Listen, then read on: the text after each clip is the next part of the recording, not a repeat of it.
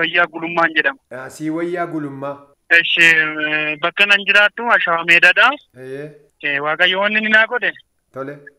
Duraanillee baay'ee dhiphachaa ture baay'ee sammuun koo firiin ta'uu nan yaaddaa yoon galu nan yaaddaa yoon bahu nan yaaddaa. Tole.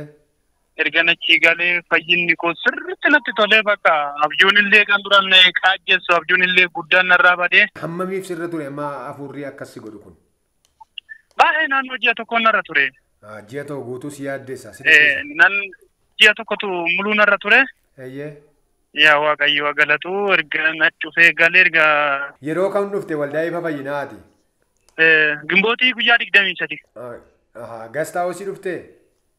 Nachan bulle. Yeroo gastaawusii dhuftan sana namni Waaqayyo maal sinin jedhee maal sirratti dubbate?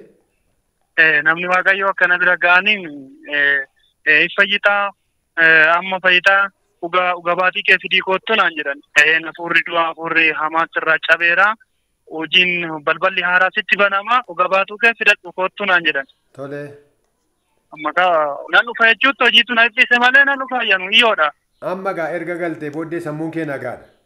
Nagaadha Waaqayyo galatu nagaadha. Tole amma ergasii hojiidhaan illee waan hundumaan jireenyi kee maal haala akkamirra jirta ree? Waanuma hundumaanuu nagaadha. Tole Waaqayyo isa kana sii godhe maal jetta?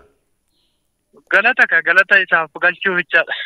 Waaqayyo si eebbisu TV fayyinaa kana kan hordofaniif illee ergaa maal qabudha amma? Aamsaan isaanii qabu. Tole. Waaqayyo keessan sirriitti kadhadhaadha. Ganama galgala sirriitti kadhadhaadha.